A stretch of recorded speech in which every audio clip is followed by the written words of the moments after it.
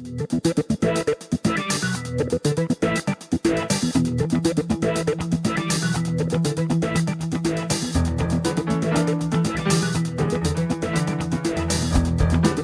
are listening to the SDSU podcast presented by the East Village Times with your hosts Andre Hagberdian and Paul Garrison. Welcome, listeners, to the SDSU podcast. This is episode 80, and today's episode features the show grandmas. Bette, Boucher, and Leila McCoy make up the show grandmas that you all have seen and love attending San Diego State basketball games at Viejas Arena. Obviously, they also made the trip to Las Vegas for the conference tournament, and Leila made the trip to the Final Four in Houston. So if you made those trips, you probably saw them, said hi to them, took a picture with them, all the above. They become kind of an integral part of San Diego State's basketball experience, especially for season ticket holders that go to Viejas Arena. It was really awesome to connect with them and to sit down with them and interview them. It was the first episode we recorded in person with our interviewees. You know, Leila and Bette requested that we do the interview in person to make it easier than to try to do it over Zoom or any other online, platform. And it actually turned out really well. Paul and I really enjoyed sitting with them and talking to them and, getting to know them because, as much as we see them at games and see their pictures and see some of the social media posts, not too often have you heard them speak and talk about their stories and let us know a little bit about their backgrounds and, how they came to become the show grandma. So let's get to the interview, a really good interview. Paul and I will be back afterwards to give our takeaways from the interview. And let's get to it. All right. We want to welcome Bette Boucher and Leila McCoy to the podcast. Our listeners will probably know them better as the show grandmas. But thank you for taking some time to chat with us today. You're most welcome. To start it off, if each of you could just kind of go quickly into your backgrounds. Were you born in San Diego? How did you end up in San Diego? Things like that. Bette, you want to start? Sure. We arrived in San Diego in 1946. So when we arrived, I was 7. And there was still a camouflage across Pacific Highway and on Convair. And we arrived in San Diego with Mission Valley with a two-lane road. Huh. And cows and all of that kind of thing. San Diego State wasn't on my radar then, but, things soon changed in San Diego and grew. And I ended up at San Diego State in 1956. I've been an Aztec since 1956. Yeah. Well, let's see. My father was a Navy pilot, and so I was born in Pensacola, Florida. But he joined the Navy in California because their family was from here, both my mother and father. I've lived everywhere. I've lived the South, and when I was young, during segregation, I learned a lot. I lived in the East. I've lived in the West. I've lived in the Orient. But my parents wanted to retire in San Diego. So I started my college at a small college in New Jersey, a 4-year. And then I came out to California and decided I wanted to be away from home. And they were in San Diego. So I went, be careful, I better not say this, Long Beach State. Oh. Yes. All right, interview over. Yeah. But because I wanted a job in San Diego, a teaching job, after I got my degree, I worked on my credential at San Diego State and indeed was able to get a job in San Diego. I left Long Beach. I loved my being there and going to school, but I was glad to get back. and then eventually ended up working and supervising student teachers for San Diego State. So it all was meant to be. So what you're saying is San Diego State corrected the education system. Back in the old days, they call it speech arts. They probably have a fancy name. So this will come as no surprise. I did drama. I did radio and TV. I did all avenues, debate, everything. And they had an excellent program and I loved it. And I lived at the beach and it was a wonderful experience. But for me and for my family, San Diego was always going to be our permanent home. And now, because of Florida, the way they are, I don't even claim them at all. You're gonna add? I met my husband at San Diego State and I started my junior year there. And my husband had been in Korea and we had lots of guys coming back from the service. So we had to compete educationally with people who were older than we, if you started at 17. I met my husband in my science methods class. I had him in 2 classes. First place, I heard him sing in the school production of Roberta, and he played Ladislaw the butler. He'd been a professional musician. And that, but I never connected him with this guy that picked up his books in the middle of a lecture, came down, sat next to me and said, "Hi, I'm David." And I went, I was thinking, so what? But persistent. So we were married spring break before I graduated, which was really cool. And then we put 2 children through San Diego State.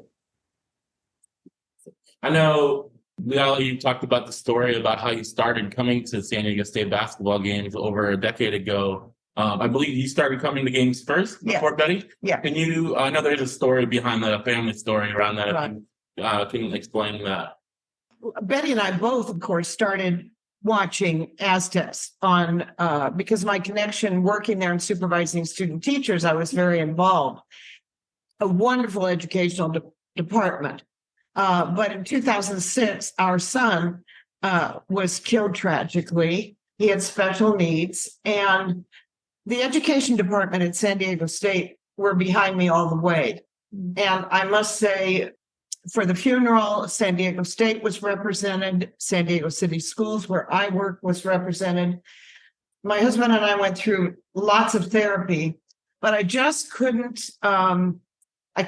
San Diego State had me come back to work, and I just couldn't look at those little kids and I just couldn't do it. Mm-hmm. So what happened was I bought the $100 package, and I think it put me in the student section.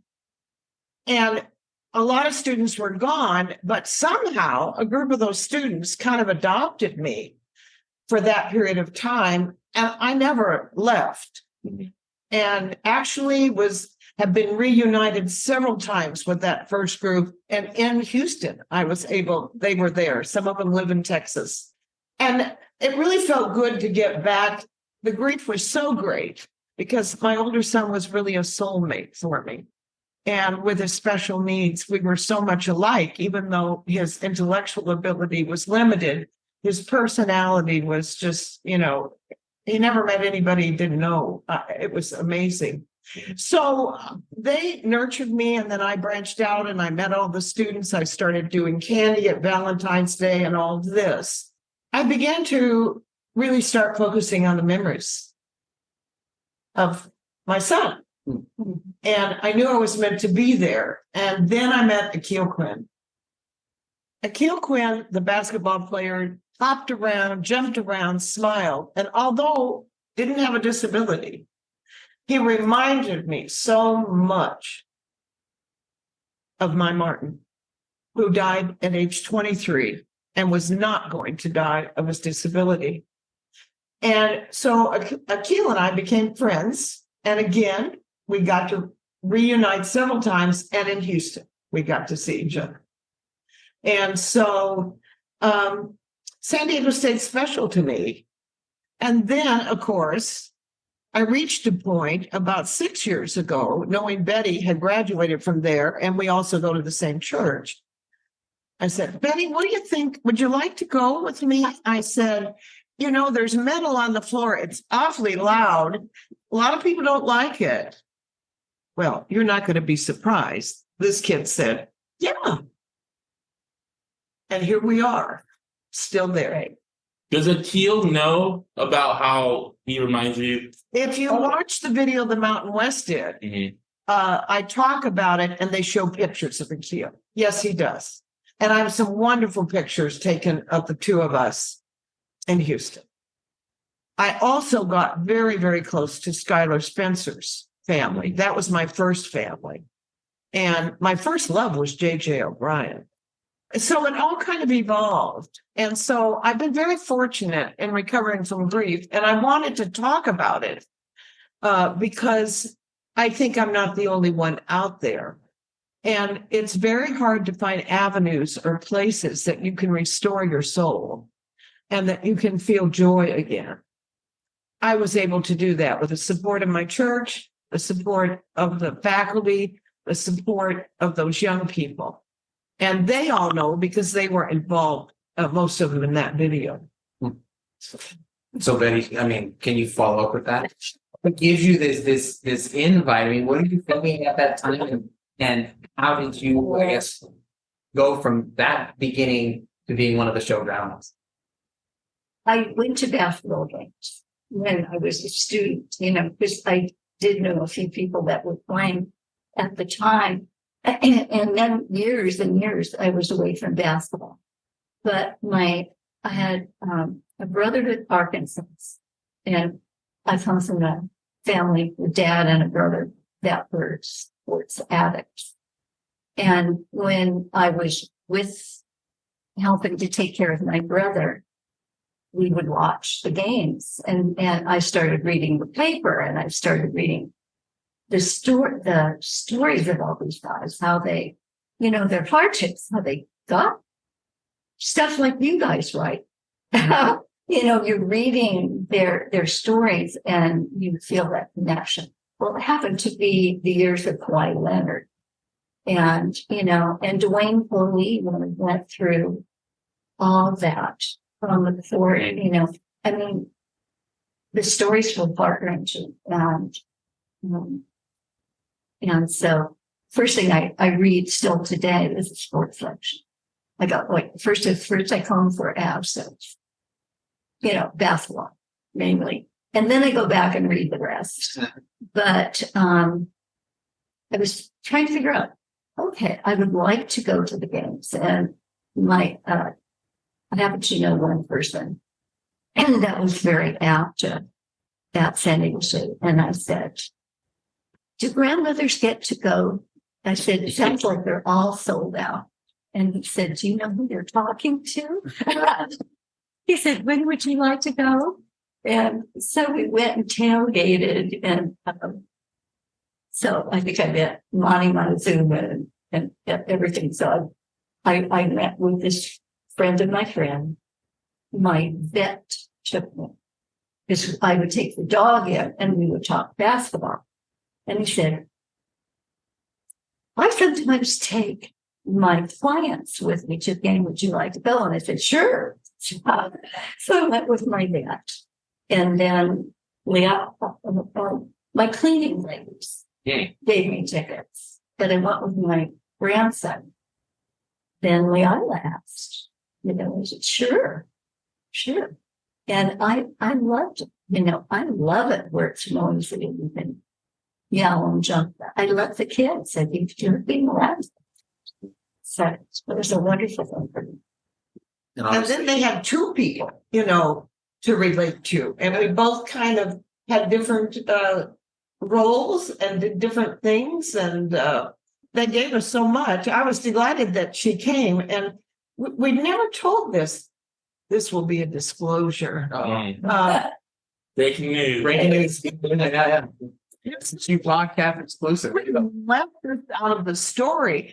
when I was watching with my dog on TV basketball, and because my husband's not into basketball, I called the athletic department and I said, Betty read the paper. I said, and her name was Leanna DeCock, who has retired, but she's back doing something with San Diego State. And we became friends because I was bugging her all the time. Okay. Leanna, I have got to get with basketball people. She said, why don't you go to On the Border for the radio show with Steve Fisher? Yeah. I not only went to the radio show this is before Betty. I went and I never win anything, but I got a cap with his signature. Wow. So then when Betty came along, we did, tacos, beer, and Steve Fisher. Then we did tacos, beer, and Dutcher. So that's how, we were first acquainted with the Dutcher family. Yeah. And I got to know the Fisher family and then the Dutcher family. And in many ways, we've even gotten closer to the Dutcher family because we will haul up to see Jan and the coach. They're just so unassuming, so down to earth. And they've kind of embraced us as well, which makes us feel special, of course. But anyway, unfortunately, that ended On the Border. And that was a disappointment because there would only be 20 people there. And that's how I got to know the female basketball, Stacy. She would come sometimes. And it was an intimate thing out on the patio. And we really miss that, don't we? Mm-hmm. So that was a way of connecting with people. And so that actually got us added to our repertoire. And one of the things we did in 2020 when we had so many new guys, Leila called Leanne again and she said, Leanne, is there any way Betty and I can get to know the new people better? Because she said, anyway, we can get into a practice. Oh, my God, I forgot. This is wonderful. Oh my God. So you had to go. Well, she said, if you behave yourself. They said they're getting the gist on You this. can't go to the jam center, but I might be able to get you into a practice at VA.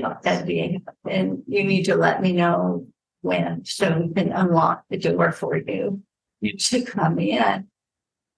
But you have to behave yourself. Yeah. Don't do anything, get yourself in trouble. You're supposed to be just quietly go in and do all this. Well, tell them where we stand. Yeah, we didn't know. There wasn't anybody at the door, but we saw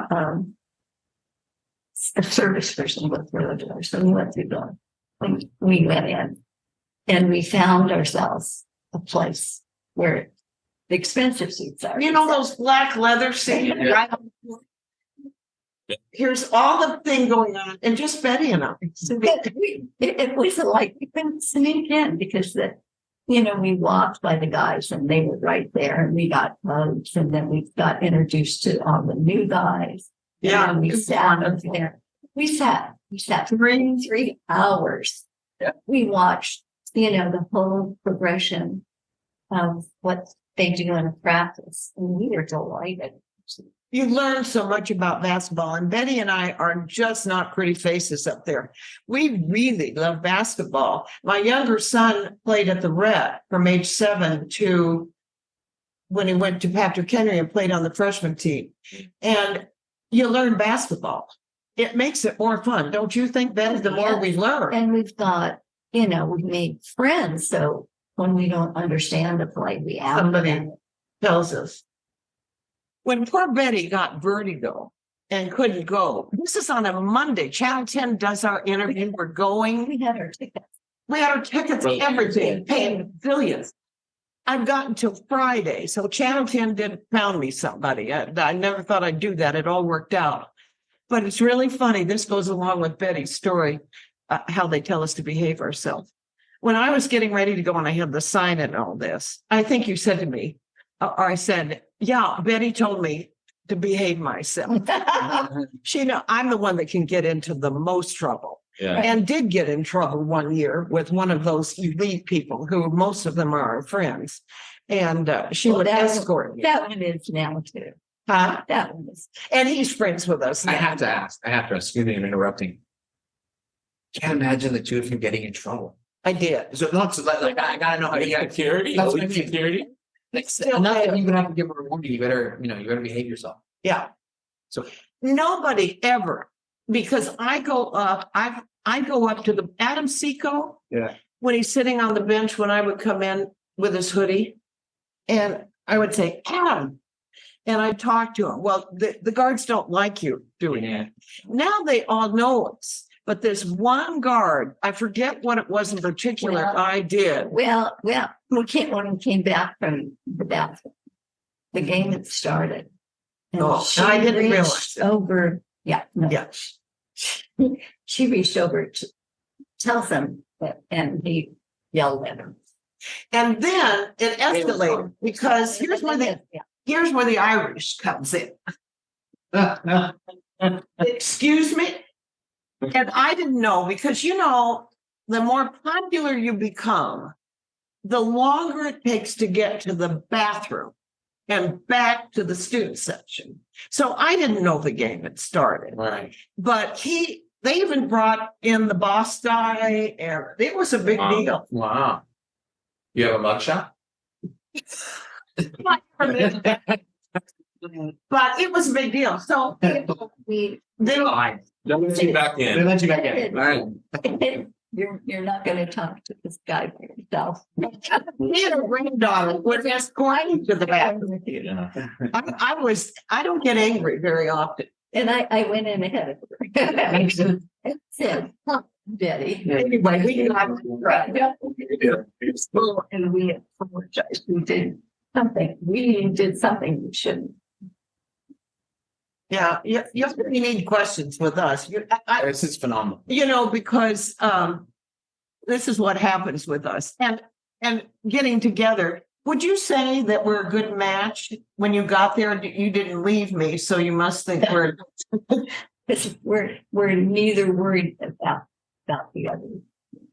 I think at first she wasn't sure she wanted to share the attention. That is absolutely the truth. They had the song. Right. We had the song. When the cameras went. Yeah, I mean that was everything that happened to us was unexpected. And It was one of the games. yeah, and this was a new sign the students had come up with. And Two signs they had one. The man. we wanted to stay in our seats, but in the 2020 season, every seat was filled. And we were in the student section, and we didn't have student section tickets. And there were people sitting all around us because we've got a few extra spaces. And but the students went to bat for us when they said, if you're going to stay here, then what you need to do is be really active. Because they went to bat for the first 4 row of people. And there were other adults, and our friends were in that. And the student section felt that when the students didn't stand up and yell, we did it. We did all the things we were supposed to do.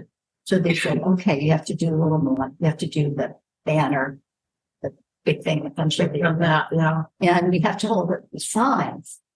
And when Leila didn't like the signs, and I had a couple and I'm looking at it. I don't know what it means, but Yeah. That's what I was. If you knew what that was, it's this. which are Yeah. I need to have a whole stadium roar because you put the song. Absolutely. And when the break came, Yeah, tell them. we couldn't get to that because we were on our way and everybody's high five and they're coming down out of the stand and doing, But I want to tell them what you looked at me. I didn't want a sign because I used pom-poms and I'm running around doing stuff. She moves around a lot more. I move. I work with the cheerleaders. I'm at all the groups know us now. But holding this sign, she turns to me very seriously and she said, "Do you know what this means?" And I said, "I don't know what it means." So we had to research that one. The term. Right. And he said it, and to me, it was always, what's happening. Yeah. Yeah, absolutely. And they still love it. I mean, people still. Oh, it's I mean, I couldn't believe it. It's a good thing I took that sign. They would have ignored me. But it was so funny that time with the sign. Well, it got so beat up during COVID time. Lisa said, "Can we borrow your sign?" She said someone all the way from state to pick up some and take it to be with the Conrads. And then they made their own fancy ones, But she kept it in her garage for a while. Who did? Lisa. Oh, I know. We were nervous. And then she brought it back. And it's all, it's poster board. It had seen its use and beat up. And so we're looking at this, and a friend of ours who's a librarian said, "Laminate it." Your teacher laminate everything. It looks pretty good, doesn't it? it does. Looks great.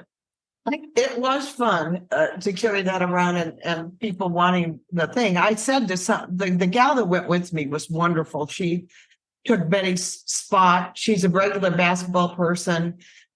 And I couldn't have done it really, even though I was on a charter and I had all the Aztecs looking after me. It was wonderful. And she'd help me carry the sign. But when I was up in the area, how many people stopped me and want a picture with the sign? I said to her, "How many people do you?" Because I know in Vegas, we know what's going to happen there. The first time we didn't know what was going to happen. We stopped for breakfast and we got, Second time we knew what to expect. We just stood out front and everybody went by us, But I couldn't believe it. There's 72,000 people in that arena. I remember that last game. And most of the time, Lara, my friend that assisted me, went with me. She wasn't going to let me out on my own. And Good thing. Easy to get lost. And so people would stop me. And I said to Lara, how many pictures do you think I took with people? Some I knew, but most I did not. I mean, I know they're Aztecs, and she estimated it sounded too much to me, but maybe it was. But then at one point, she did let me go down herself. And I was coming back, and all those aisles looked the same. And all of a sudden, I hear her. I'm with, the sign. I don't go anywhere without that sign. You're going to love this story. I love this story. But hurry up, Leila. Malachi Flynn's waiting to see you. I get the sign, my drinks, and there's Malachi. His mom sat behind us, and he came up. So I thought I was in the wrong aisle. They all look, it's just, it was foreign to me. When Leila took me the first time, she said, "We go a half an hour." No, we go an hour early. Well, we had to in the old days to secure our seats. Right. We stay a half an hour after. Yeah. Because we do the hallway afterwards, because that's when we talk to the dogs. And that's when we talk to the parents. Many of them are there from far away. One thing I'm proud of is I think we also kind of help parents connect with parents, because we go from one to the other and have you met, and absolutely. And we have such a nice warm relationship with all of the parents, and still in contact with Malachi's family, with Jordan Shackles, Spencer's. I'm still communicating with the Spencers. His dad was one of my favorite parents, because he would walk around. Well, Victor, Victor was with me in the show one time, but everybody went crazy with Victor and me there. And they're a wonderful family. They live in the LA area. and everybody loved both of them. I still connect with them. That has been a special edition. And then knowing the players after you've read about it. Because when they return, they come on and talk to me. It's so fun. Where did the name Showgrams come from? Well, Lisa? no, when I first got there, well, Victor Spencer had a name for me. Now, I believe, Victor, you could not pronounce my name, so you needed a name. So he called me Lady L. And if you saw Twitter, I just sent happy birthday to Skylar, and I signed it, Lady L. He knows me that way, too. So he and that group always called me Lady L. When they were coming up with the name, I heard somebody say, well, we can't call you Mom because we already have a mom. I don't know who that was. Do you know who exactly tagged the show grandma? Do you think Lisa Pearson? It was, wasn't it? Well, probably the kids came up with show grandmas. Or maybe Lisa when she did. Maybe Lisa Pearson. See, when we got popular, now this too, not everybody knows. I have my own page and I try to target when somebody gets good grades or does something. Lisa Pearson came up to us and we did a bookstore thing. And she said, I'd really like to start a showgram on Twitter. And we said, She said, how do you feel about Twitter? yeah, we didn't do it. We didn't know how to do it. And so she actually runs the grandma page. Oh. And we go through her, and especially during COVID, we had to send her pictures, you know. But we worked together with her for that on special events and things. Hopefully, we're going to have our seats next year. There was a little time there where we thought, and this last year, they're trying to get more students back in the section, and too many grown-ups were there. The one time they did try to get us out, the students came to our defense and said, no way.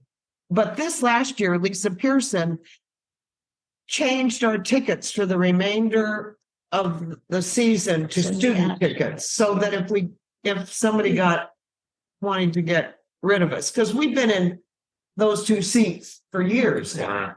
And thankfully we are, because we're getting to a point to go any higher is just, wretched. So that's what she did this last year. So I don't know what's going to happen this year. Well, if anybody deserves to get grandmothered in. Oh, that would be a great Right. way. Oh, Yes. that Grandma did an article on that. You're not grandfathered in, your grand. Yeah. Oh, Leila, you mentioned you went to the Final Four. Obviously, Lamont Butler hits a game-winning shot to send them to the national championship. What was your perspective on that play? well, the truth is, I think I looked down and missed it in real time. Oh, okay. I honestly have to admit that. And I'm embarrassed because I would say of this current flock of players, we're close to all of them. And we don't discriminate. We were with the twins, the bench sitters, we're with the people that don't ever play. We welcome their parents. So we're very close to many of them. But I would say the Butler family, we were very close to. So for me to look down and miss that doggone play, and we had pretty decent seats. We weren't down close, and it wasn't in the show, but we had pretty good seats. But it was the whole thing. It was almost overwhelming, Andre and Paul. I mean, it was just overwhelming, but it was exciting. And to keep coming back like that was just amazing. My section was also many former players. So Winston Shepard was there, a bunch of them. So that made it fun for me too. But yeah, that was quite a shot. If you're a teacher, you care about what those people are going to become. And that is the biggest. And what we see over a period of time is them coming in as newbies and them learning the culture and, the selfishness and the support of each other. That's a big commodity nowadays. that kind of character and the fact. And I've been glad that they, share the money, that the money hasn't become a huge thing for San Diego State. Are you speaking about the NIL? Yeah, then I just don't. I'm holding my things. I very much think, and in fact, I did approach Mr. Butler, Sr., when they were going to possibly leave the various players. And I said, I just had gotten to know that family. I did not think Lamont would leave. And I said, Mr. Butler, and I gave him my opinion. I think a college education is important. Obviously, I worked at the college. I trained teachers. Betty and I both feel that way. And we're so proud of the program that Fisher and Dutcher have done that builds character, that I have told people I would never stick with a program that was not a program like San Diego State and had that character element in there. And I followed like Adam Seco from the quiet, shy days to see him through. And I'm also his family as well. And then I'm also have a Creighton connection. So I know Arthur Kaluma, my best friend's Creighton, and I lived in Omaha. So that character and the fact that so many, this was a difficult farewell because so many had been there from the very Adam, for example, and then the COVID. We've known them, Arobe and Nathan. We've known them for 5 years. And I mean, we're in the hallway.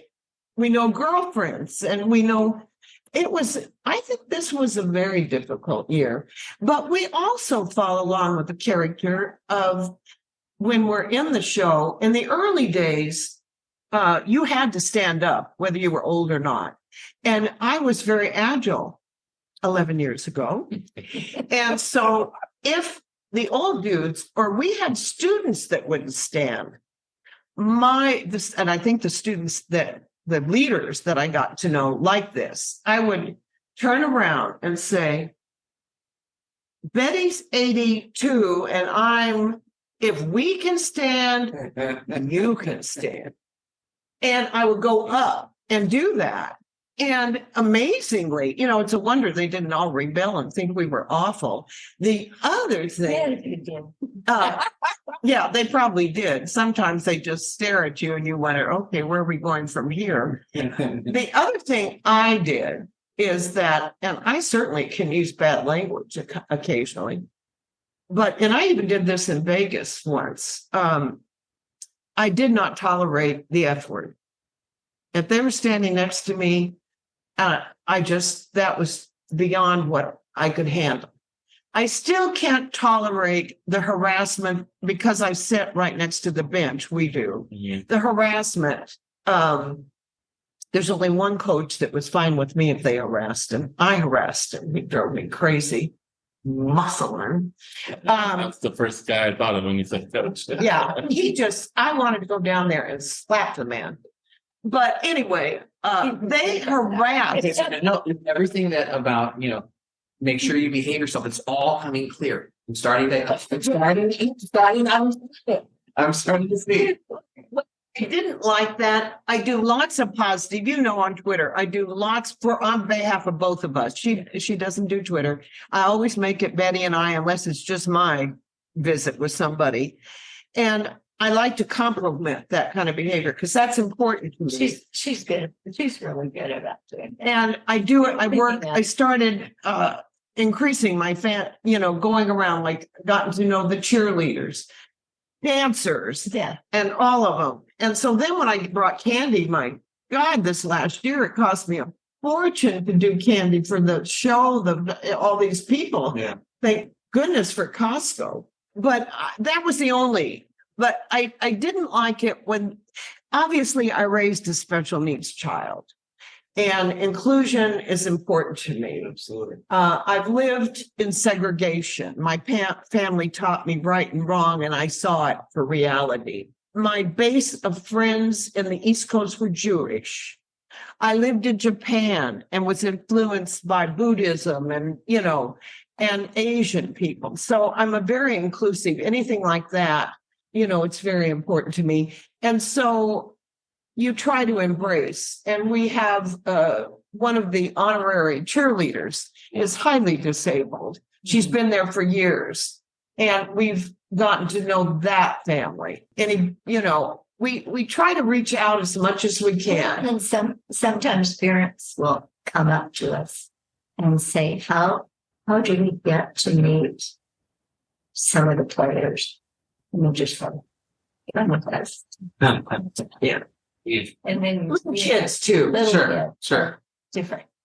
Little kids. And little kids want their picture with us, and old people want their pictures with us. It's just amazing. It is overwhelming sometimes, even though I've kind of figured out it's because we've broadened our and we're transparent and available, but they make us feel as good as we must make them feel. I mean, it's a wonderful. And we've had good friends, both the last times we went to Yes. that are our children's age, but we've been good friends there at the house. And the first time it was the Tomlinsons, and they said, would you like to go to Vegas with us? That's how we got them. We said yes. And Dana said, do you mind if I do a blog on you? And she did a picture blog for the 3 days in Vegas, and which was wonderful. And then they moved to Arizona. They moved to Arizona. And this year it was Paul and Janet Nash. Tell them what they do. We're not talking about just driving us there. No. They don't treat us like caregivers. I mean, they're not like our caregivers, but they treat us, look out for us the entire time. They look out for us. They do all the technology stuff. They make sure we're hydrated. Yeah, Critical. drink your water. Take water. We say just make sure that we don't walk in front of a car. There you go. Because we're too busy Yeah. talking to everyone. And so they take pictures and It was wonderful for us. Well, podcast people, we're available for the next Mountain West Conference, and we're available for Houston, but we need helpers because I have a shoulder replacement, a knee replacement, spine. It's just, you hate to admit it, but wasn't it wonderful to have people not hovering over us, but making sure that they're wonderful and they're into it just as much as we are. yeah, they're big fans. That's great. Now I want to bring up something that you just talked about. I know there's a lot, so I'll remind you. You had talked about that, you didn't want people saying the F word around you, that you were paying attention to all of that. You talked about the character of the kids, the student section, and team. But the show is kind of known for being disrespectful, right? Nobody likes us. We don't care. And it seems like everybody likes you. And so how do you, I guess, that tension, because obviously you're part of the show, obviously your shirts and everything says, but there is that moniker, there is that kind of reputation of this irreverent, kind of rough-edged group, and you're part of it. I will say it started with the telling him to stand up type thing. And then I did get a little bit bold. It is a fine line. I didn't realize until Mountain West did the video, the two young people, the leader of the show and another young woman that's been in the show, I didn't hear what they said until it was published. And they addressed this, and they said what we do, which said, and it was acceptable. I guess it was done within range because they seemed to think it was balanced. And they would say, sometimes the grands tell us that, but we understand that. Some of that I can tolerate. The part of harassing the players on the bench gets to me. And I sometimes, because we know all the leaders of the show, I say, Eric, Yes. cut it out. Or someone will say something and Leila might respond to them. But then in the next question, she'll say, I really like you. Yeah. So, Well, they were getting up on people's shoulders. My God. I said, remember up on their show, they were doing something crazy. And I do like them all. It has nothing to do with liking them. That was safety. But it is a fun. The other thing that happened, the candy passing was what I started on my own and have continued. I think that helps bridge the gap. The other thing is we've been invited to do the I Believe. We did it with Chet one year. We have done it a couple of times, 3 times. And we're up there because when we get a new crop in, they don't all know us. And I'm not as agile to go up and do as much as I used to. So most of the time, but if you were paying attention, I think at this last year, I did get harassed on Twitter. Mm-hmm. Did you see that? Yeah. Did somebody else jumped in. I forget what that kid's name or who it is. Maybe you guys know. And I fell for it. And I engaged with him. And then I cut it off. And he said, this is what they're all about. They've been this way. But then I get the feedback from the kids that are there, and I don't do it, obviously, run around the whole bit. It bothered me. I don't know who that person is, but I fell into it and kept responding to the point I said, this is enough. And he said, if you don't sit there then. I mean, he was mean, but believe me, we have our support system too. Yeah. That I think came through to make me feel better. You did see it. I thought it was mean-hearted and I didn't like it, but he had a right to say it. But I'm not sure he's the majority. Then you're not going to put together. No, you're definitely not going to please everyone. And we do so much feedback and hugging and other stuff, but it takes a while each season, especially when we've cycled people out. Like we have 2 very special girls that sat behind us for a couple of years now. They're twins and they watch out after us. It's just building, it's like a teacher, you build relationships but that's the first thing besides the security guard. And I always wave to them. I don't know that person. Do you guys know that person? I think it's a few people. The Twitter thing? The one that. Yeah. We know who runs the account. Right, but it is a couple people, yeah. We don't know them. I don't know them personally. Yeah, but you caught it, and other people did, yeah. And I should have never engaged in that, and I did. But I got off of it, and I think I got some support. I got over it. What do you think about that? I mean, we're grandmothers. I'm not a grandmother, by the way, and I'm never going to be, I'm sure. But Betty is, but moms and grandmas can sometimes be excused and they expect it from us. I sometimes think they'd be disappointed. Yeah. Parts about the show from its beginning is there's an authenticity about the people who have been there and it does kind of get reborn when people graduate and they move. And it's different now than it was 11 years ago. 100%. And I think that was much if you weren't yourself, that wouldn't be the show. Right. And I think that's the fun part about the show is that it is made up of the people who are in it. And I think that's what makes it so attractive because in a lot of ways, I think you could argue that it's very much like San Diego State. It's a group that has figured out how to be successful. That's right. In ways that maybe other programs and other schools couldn't, but it works for the Aztecs and they're okay with it. And also the leaders I've seen a big change and maybe that was part of my thing. And who knows why I spoke up? I don't know. Maybe I was having a bad day and I needed to vent. But the other thing is we always, because I sit right next to where the leaders are. Mm-hmm. And over the years, I've gotten to know them. And we give them lots of hugs and positive feedback about what they do. That's not an easy job. No. And they get very frustrated. We've had some years where kids don't stand up and all that. And they support us. And we ask them questions about things. So I think they're doing a great job. I've never quit supporting him for that. Betty, I wanted to get back to the Lamont Butler shot. I know you weren't able to go to the Final Four, but did you watch it live? Where were you watching it? What was that atmosphere like for you? Oh, I was invited to several parties.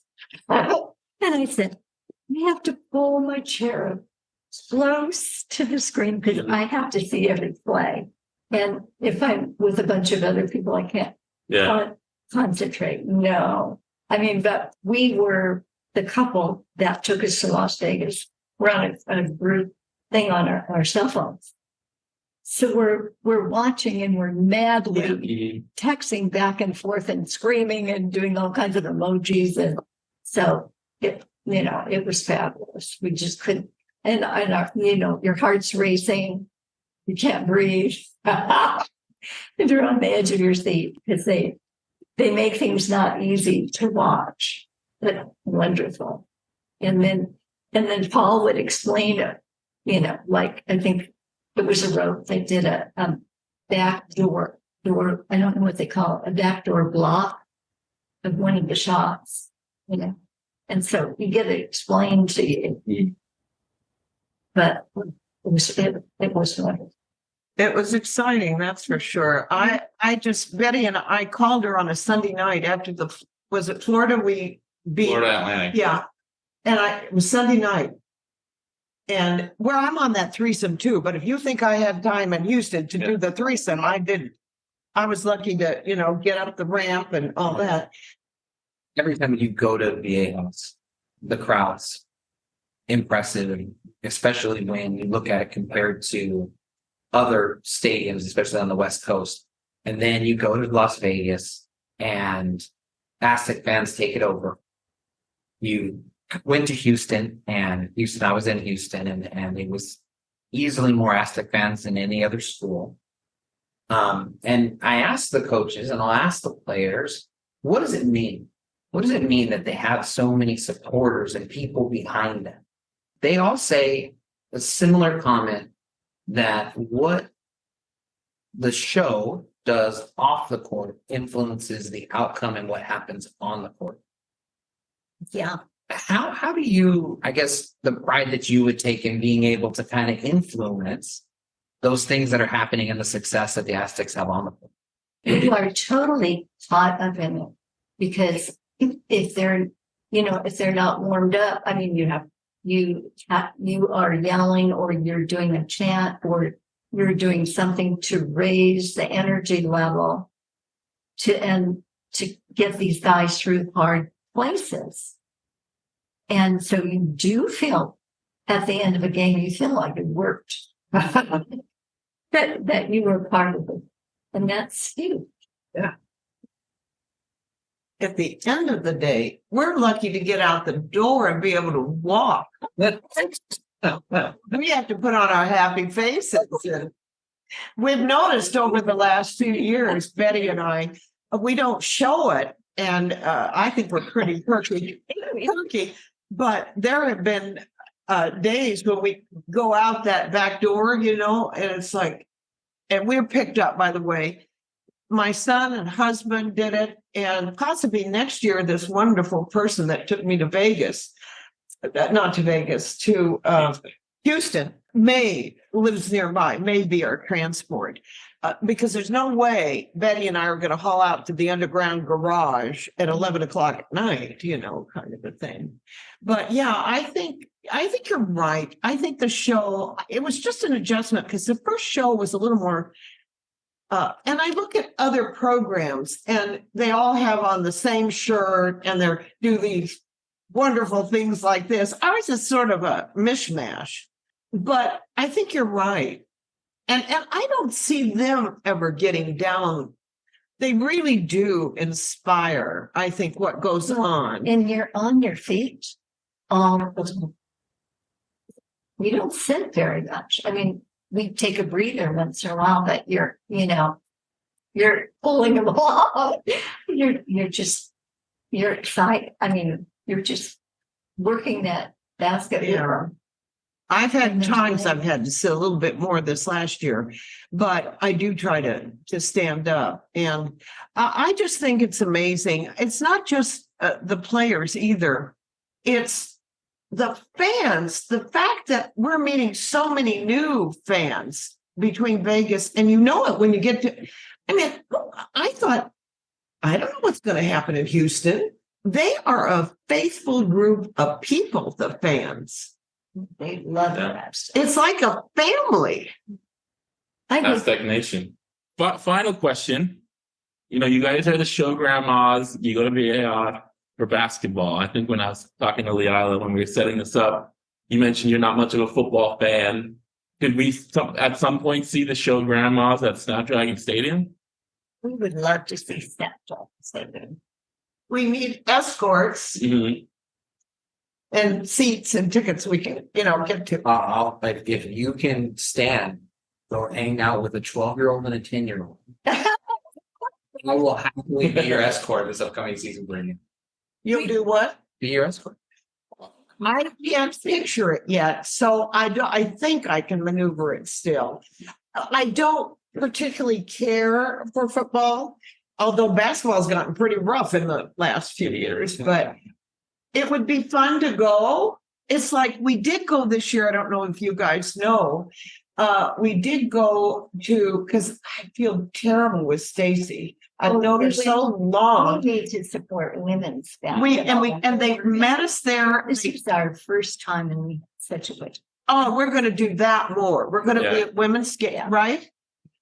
Because they gave us a T-shirt, and I've known Stacy, and I'm so glad she stayed, and of course, know her hubby, and we had a wonderful time. If we can work that in, that was one of the things we worked in, right? Yeah, that was one thing that we'd like to do more of. Yeah, we'd like to do that. Football is long. It is. It is Yeah. longer than basketball for sure. Yeah, there's- It needs to be a night Work game. out, if it can work out. Yeah. Night game, because yesterday we went to a 4:30 game and I was in the shade, but most of the rest was there. Then. But I mean, that has been an issue. It would be fun, I would say last year going to the women's, I try on Twitter in my account to give feedback to Stacy and the girls and all that. And I've been doing that and then feeling guilty that we'd never gone. And I don't know how we managed that, but we got there once.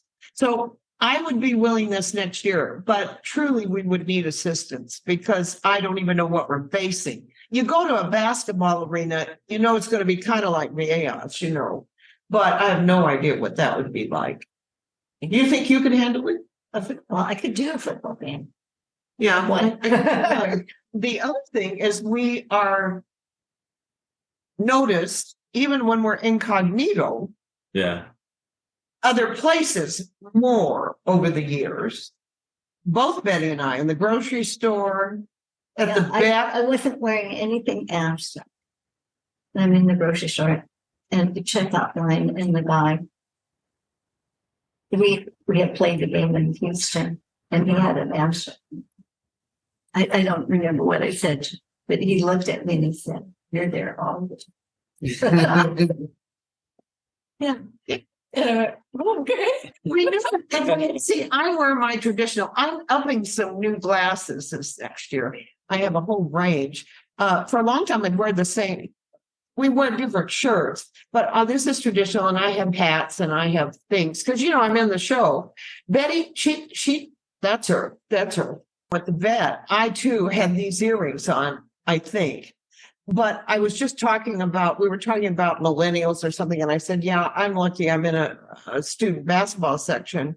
And until then, we were just chatting about our animals. And then he looked at me and he said, "Are you one of the grandmas? Can I have a picture for my wife?" And of course, I thought I could get to the vet with no makeup, looking grungy. Don't do that anymore. So it's kind of spreading out, but it makes you feel good. And I think and both of us being a graduate of San Diego State, me working for San Diego State, I saw the difference going through the credential program in 1967 being there in the late 90s and being involved in that program, I saw the difference in quality and what was required of those students compared to what I did. Yeah. I love any time I can to promote San Diego State. I'm proud of the university. So if I'm out and we can be ambassadors, I think we get a lot of opportunity to do some, when the Butlers lost a child, and one of your people has lost a baby. Jane, yeah, the founder of EVT. He's communicated with me a long time ago. James Clark. Yeah.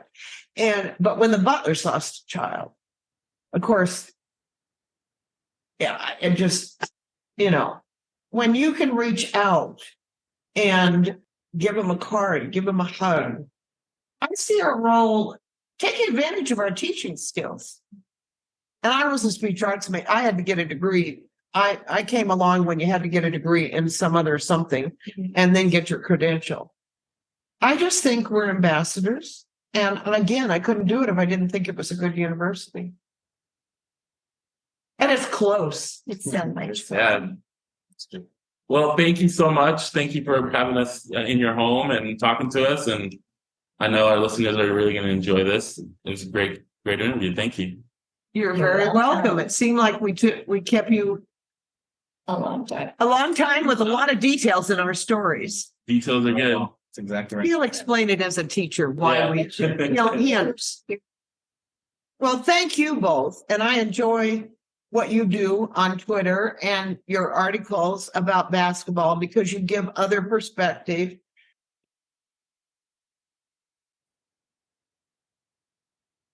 All right, Paul, that was the first edition of the SDSU podcast going on the road. In-person interview with the show grandmas. Yeah. A very different experience, I would say, technology-wise, obviously trying to figure out the recording in person and obviously asking questions with someone in person. What did you make of our conversation with Bette and Leila? I enjoyed it. I agree. I thought it was, I'm definitely a personable person. And so to be able to go into Leila's living room and be able to just kind of see the actual human being, I thought was great. As far as just the entire conversation, everyone has their own personal experience, their goals or whatever they have about sports. For me, what they expressed in their story, I think is the best that sports gets. I mean, what else would you want San Diego State as their teams to be able to do for people, to be able to uplift them, other than what we saw? It was just heartwarming, right? I mean, the way that the show has embraced them, stood up for them, formed relationships with them, allowed them to take on that kind of grandma, not just the persona, but actually policing them a little bit and all of that stuff and that organic relationship. I just thought it was special and important. I was glad that you were able to set it up for us. I think it shows, it's another example of how sports can uplift people, can be people's, mental health therapies, not I don't mean sports like the result on the court or on the field, but like the experience of enjoying and being at a sports event and how that can create friendships, families, bonds for life. Leila's story about losing her son, using basketball as like another form of therapy, how Akil Quinn reminded her of her son who had passed away. The relationship that her and Bette have formed. They obviously knew each other, I think, through church and through some teaching stuff, but building that relationship into becoming the show grandmas and what they created for not just themselves, but for Aztec fans to rally around them to a degree. And like the stories about them, getting noticed at grocery stores and at the vet and like at, wherever they are, not even wearing San Diego State gear and even them trying to be, incognito, and not wanting to be recognized because they're just going to pick up some eggs at the store or something. And I think people, wanting to take pictures with them, wanting to take pictures with the "What It Do Baby" sign. It's just that all adds to that story and that friendship and that experience that they're gonna have forever. No, well said. And I think, you add on to some of the stories that they shared, about how, Betty selected the sign and how it was just happenstance. And she was like, I've never seen anybody, an Yeah. arena roar like that, or, the Isla kind of getting lost and in Houston, and it's Malachi Flynn who's there waiting for her, or all of the interactions, after the game, being able to see the players take pictures that, is on social media that everyone has seen and enjoyed from it. I think it reveals a side of the team that, as part of the media, we get to see, how down to earth these people are and how open they are to everyone, and how that kind of, I think they're kind of following, how Steve Fisher was, how Brian Dutcher is, and that leadership. And again, I just think it opens up a window that I don't think would otherwise be seen, without what they do and what they bring to it. And I hope they don't take their tickets away, man. That'd be bad news. I think they'll figure out a way to sit in those seats.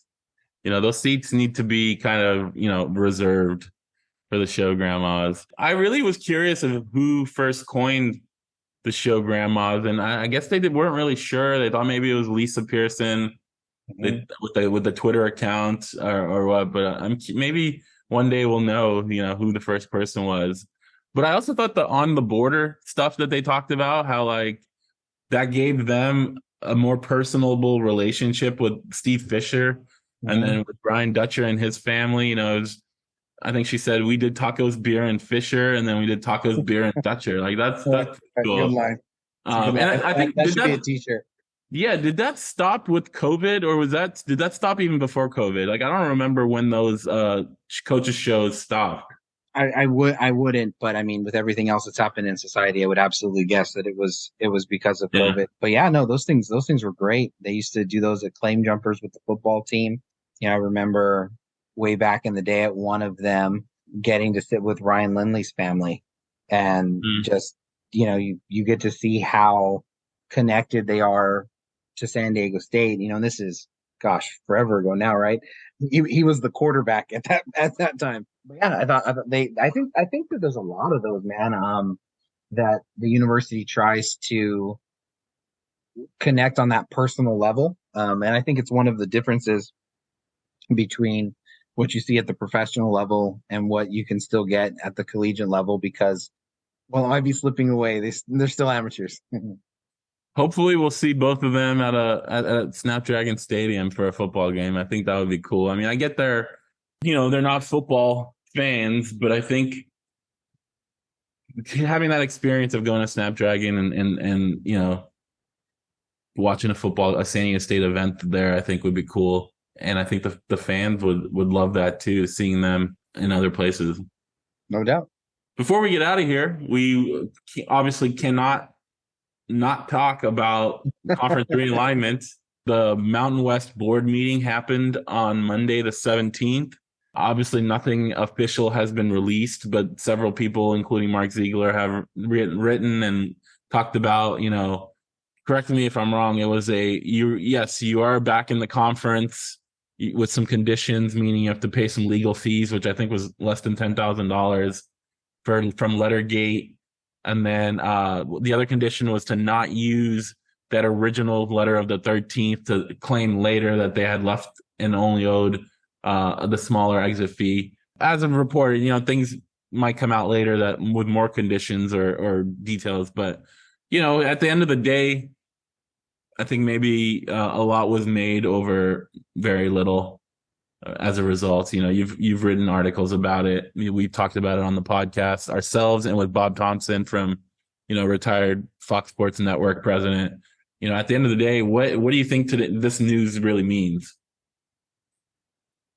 I think it means that the next 10 predictions that I make, and when I'm wrong, I get a little bit of understanding.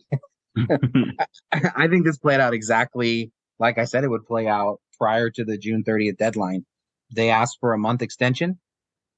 The Mountain West gave them a month extension. The Mountain Indirectly. West, Indirectly, whatever. They did it. They did it. Yeah. In the only way that they could. There's no way that they ever could have done it officially. And this is as good of a way, if you were going to do it, this is how you do it.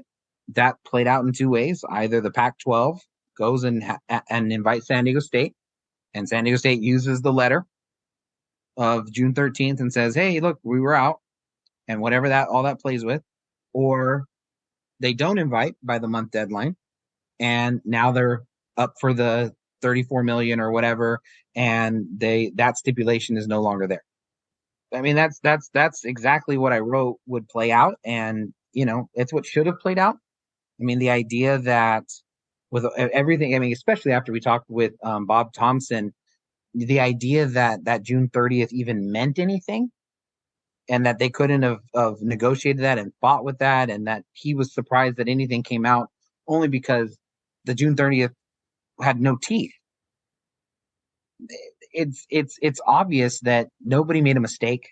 For the life of me, cannot believe that every single person on social media could figure out that delaying this helped San Diego State, but somehow the Mountain West couldn't. Yeah. I just can't believe. There's no way there's any truth to that.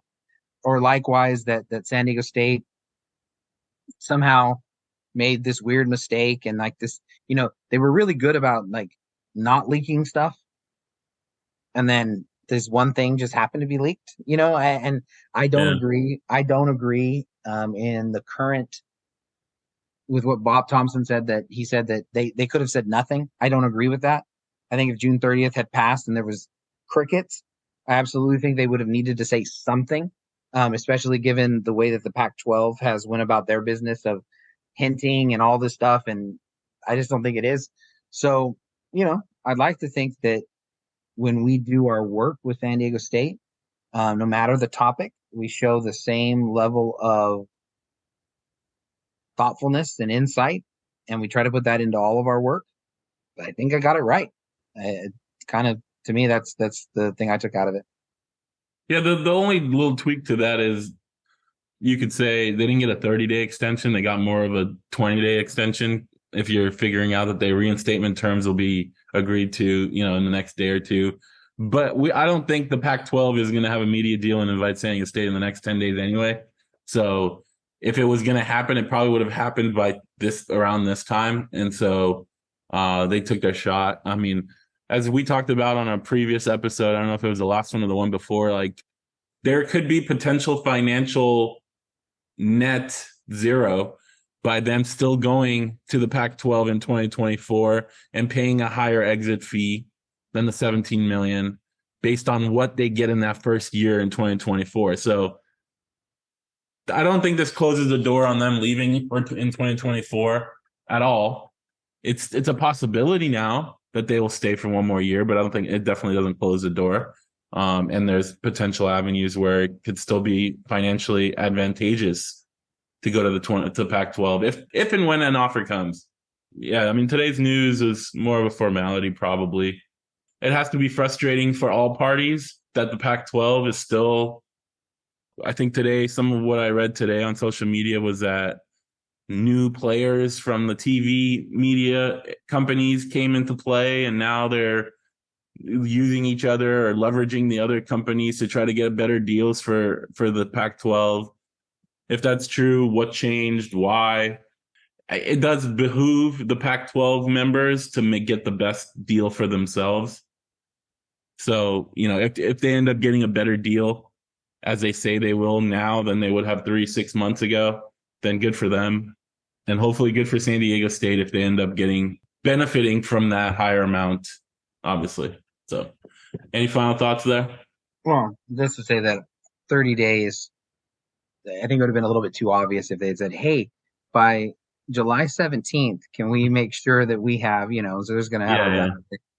But I agree with you. I don't see any monetary reason why you wouldn't accept an invitation to the Pac-12 if the offer's there, especially especially with Bob Thompson saying that the idea that they're going to pay 34 million is kind of silly. Like, they won't. It doesn't matter what's written on that contract. They never pay that amount when this happens. So I think what this basically does is allows San Diego State to have an insurance policy should this unpredictable thing with the Pac-12 continue to be whatever it is. All of the swirling and the rumors, which to me still don't make a whole bunch of sense, that some of the Pac-12 schools, might be thinking about leaving, or maybe if it's an underwhelming deal, and then what does that look like?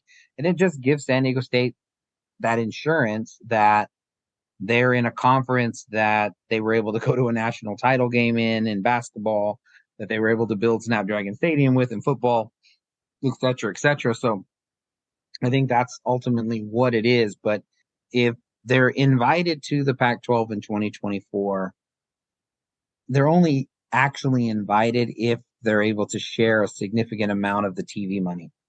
Mm-hmm. And whatever that difference is between the 6 million, 6.6 million, or whatever, if there's an increase, and that, I think and what the Pac-12 is offering, I think it goes from there. But, said it well. I think it was a lot to do about nothing, and probably had more to do with getting everybody clicks and views and social media stuff than it did with anything else, which honestly, most of all of this stuff on conference realignment, it's been a frenzy in that world for sure.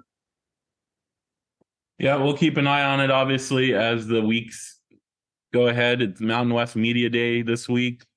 Unfortunately, neither of us were able to make it to Las Vegas, but we'll obviously follow along and see what Brady Hoke and Mark Redmond and Sedarius Barfield have to say when they meet with the media. Fall camp, will be starting next week. Yeah, and we hopefully plan on having podcast interviews with all three coordinators over the next few weeks, and articles to supplement that about the offense, defense, and the special teams. So check out for those. As always, we appreciate you guys listening in, liking, following, sharing, subscribing on all your favorite platforms, and we will talk to you guys next time.